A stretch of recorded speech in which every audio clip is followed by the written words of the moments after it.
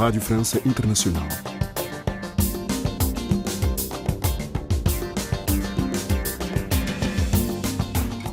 Bem-vindos à segunda parte da nossa emissão. Hoje é quinta-feira, dia do nosso magazine Vida em França, da autoria de Marco Martins, mas já de seguida o convidado de Ligia Anjos sobre a Cimeira África-França, que decorre amanhã em Montpellier, sul de França. Convidado. Amanhã, sexta-feira, em Montpellier, no sul de França, tem lugar uma nova Cimeira África-França, um encontro com um novo formato inédito, uma vez que os chefes de Estado africanos não foram convidados. Montpellier pode abrir um novo diálogo entre empresários, jovens da sociedade civil africana e o presidente Emmanuel Macron. A convite do governo francês, mais de 30 participantes lusófonos integram o programa desta Cimeira África-França, esta nova fórmula da France-Afrique. Académicos, escritores, artistas e jovens inovadores africanos vão debater com o presidente Emmanuel Macron o futuro das relações entre o continente africano e a França. Em debate, as relações entre a França e o continente africano, a dita sociedade civil é tudo o que não é o Estado e dá prioridade aos atores, numa espécie de Câmara de Comércio da Indústria França-África, como descreve o historiador e diretor do Centro de Investigação francês CNRS da Universidade de Sciences Po de Bordeaux, Michel Cahen. Para entender isso, era preciso fazer toda a história das cimeiras, África-France ou France-África. Mas eu penso que a primeira pergunta que se pode fazer é o que é a sociedade civil que vai vir a Montpellier. Porque eu ainda não sei como que vai concretamente fazer a cimeira de Montpellier, mas normalmente devia-se fazer há um ano atrás em Bordeaux. Eu segui a preparação e aquela sociedade civil era principalmente formada de empreendedores, de homens de negócios. O resto da sociedade civil, ONGs, tudo isso, não era o principal. Aquela nova forma de cimeira France-África, ou África-France, pode evitar, obviamente, aquela condenação de ser só chefe de Estados, mas na realidade é uma cimeira temática, que quer dizer que o desenvolvimento da África nos próximos anos deve se fazer principalmente com o investimento dos empreendedores franceses ou europeus. A dita sociedade civil, na realidade, é tudo o que não é o Estado. Então, desta vez é verdade que é uma novidade.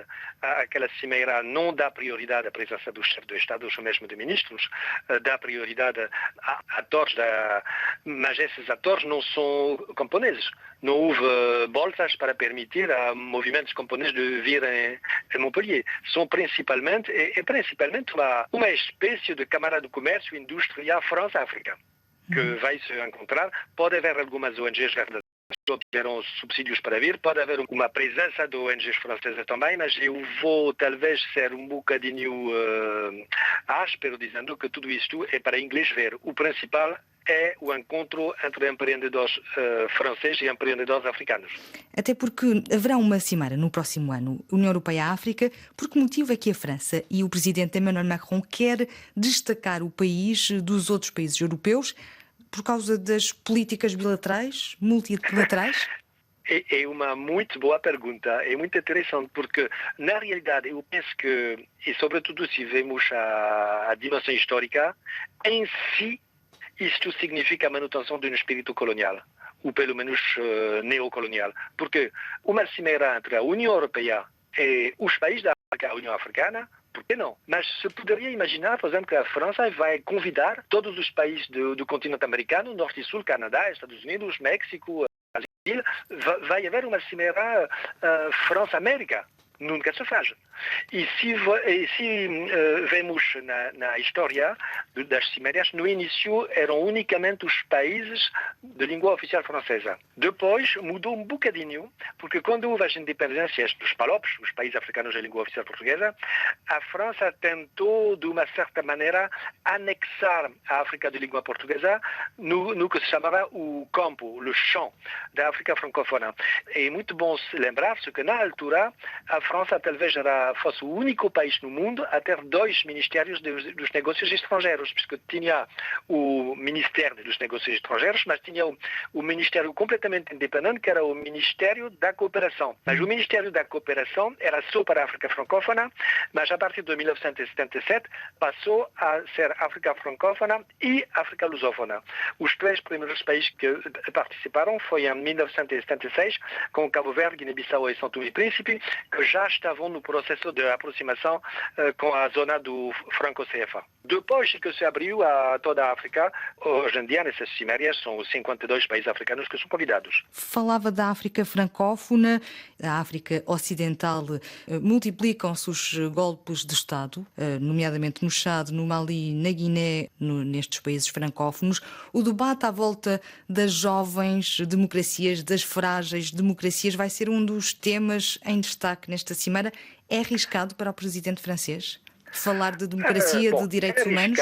Sabe, o facto de, como você muito bem diz, convidar não o chefe do Estado, mas a dita sociedade civil, se pode convidar a sociedade civil da Guiné-Conakry, mesmo se houve recentemente o golpe de Estado na Guiné-Conakry, a mesma coisa com o Mali. Isto evita os problemas, e quer dizer que o espírito de La Baule, do François Mitterrand em 1990, que estava a condicionar as relações entre a França e a África, e nomeadamente a ajudar para o desenvolvimento, a democratização dos países, isto está completamente abandonado. Não é novo, porque 1900, La Baule são 30 anos. Bom, ok.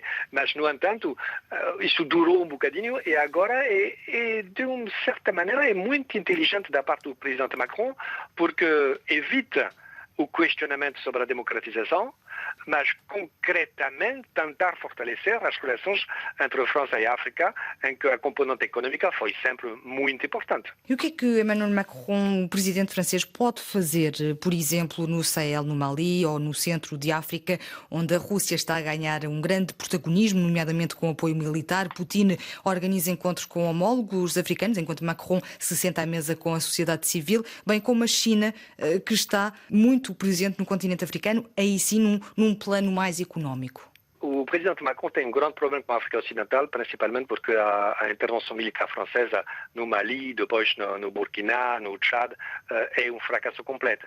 O que em tempo eram pequenos grupos de jihadistas, hoje em dia está a se transformar numa verdadeira guerra civil na sub-região continental. Então, o Macron, um bocadinho como os americanos no Afeganistão, está a tentar fazer voltar os soldados franceses a casa, para transmitir isto a uma força africana, mas a ideia central é a intervenção francesa não vai resultar e é preciso fazer de outra maneira. É verdade que a China e agora a Rússia, mas antes mesmo o Estado de Israel, tiveram mais e mais presença em África e sem condicionalismo político. É bom lembrar, por exemplo, que o Israel teceu muito boas relações com Angola, Angola que acabava só de ser marxista-leninista a partir de 1991, e Israel foi um grande parceiro de Angola, por exemplo. Virando o foco sobre a economia, é a melhor maneira para o capitalismo francês resistir à avançada da Rússia e da China. Mas também é preciso ver qual é o tipo de presença da Rússia ou da China. Até hoje são presença muito quer militar, mas quer financeira. São empréstimos e tudo isso. Investimento concreto de empresas russas ou chinesas em África não é a dimensão principal. E aqui o presidente Macron, tendo fortalecer as relações diretas entre empresas francesas e empresas africanas, está a jogar um jogo que, de um ponto de vista capitalista, é bem inteligente. E, portanto, está a recuar no campo da defesa e a avançar no ponto de vista económico. Eu penso que sim, exatamente isso. Porque já são dezenas e dezenas de soldados franceses que morreram na África, não resulta, e então tanto favorecer outra maneira de ficar em África. Era Michel Cahen, investigador e diretor do Centro de Investigação do CNRS da Universidade Sciences Po de Bordeaux, o nosso convidado desta quinta-feira.